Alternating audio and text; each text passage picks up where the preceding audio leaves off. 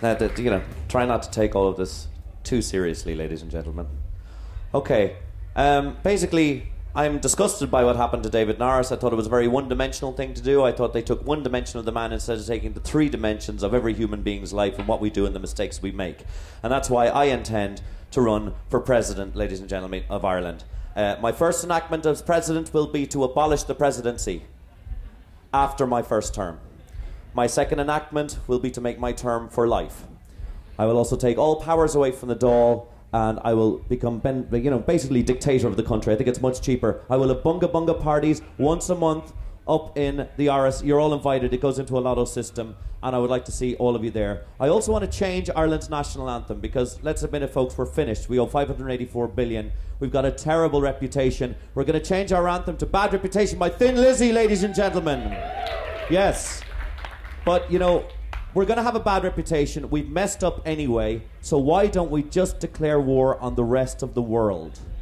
Honestly, it's the only way. The USA did it. They were a basket case before World War II. They hung around, they saw who they could fight, they put all their weapons together, and then they came in, and afterwards, America was the biggest economy in the world, ladies and gentlemen. It's the only way Ireland can survive is to declare war on everyone. Now, this is going to be difficult, as the 10 largest armies in the world constitute 61 million men. And women in service. The Irish Army, as you can see, is 25,335 people. How do we get the manpower, woman power, to defeat them? Well, I talked to my Mary Robinson tapestry. Yes, I robbed it from that place, and it's in my bedroom. And it said back to me, diaspora, diaspora. I'd never heard the word diaspora before, Mary Robinson. Had you? But we have 80 million people around the world, ladies and gentlemen, who claim Irish heritage. Each of these shamrocks, and their varying sizes, this is a very, very accurate statistic. Each of these shamrocks represent the amount of Irish people all over the world. Truly, these are the green shoots of our recovery, ladies and gentlemen. Our first move, 2014, will be to invade Scotland. We owned it anyway, the Dalriada Kingdoms. We owned it anyway, and under James II, James I or II. And anyway, they're all from Donegal anyway, so we could easily invade Scotland. That's easy.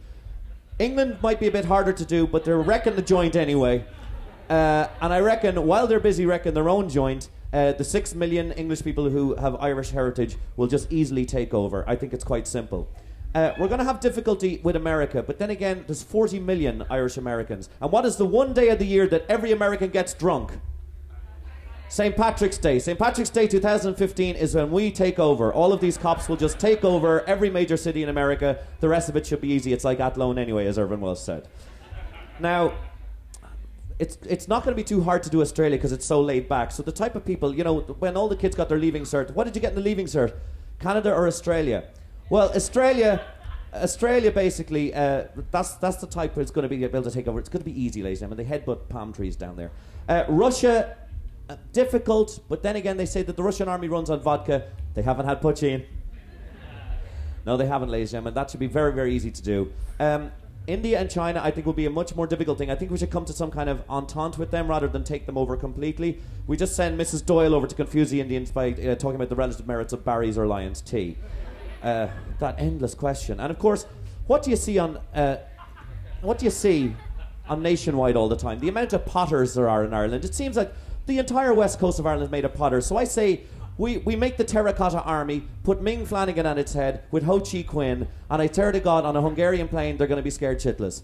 2025, ladies and gentlemen, I envision Pax Hibernia, where Ireland truly has an empire and rules the world, ladies and gentlemen. What do you think? Don't you believe in that? We have the takeaway republics of Indochina. Easy. We've made an entente with them. We're not going to take Brazil. It's hot and wet. Charlie Bird has told us that, and if there's one thing the Irish can't stand, it's hot weather that's wet as well.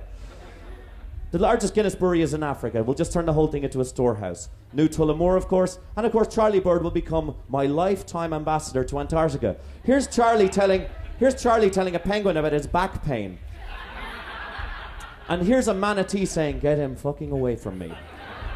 Of course, ladies and gentlemen, the Northern Hemisphere will be easy. We rename America America, New Galway, New Ardmore, New New York, New Boston, Canada. We sell this to Shell for a few quid, no problem. Ming gets Europe. And what's the Russia? Sure, that's Greenland. Sure, Greenland. Sure, it's green. Sure, must be ours.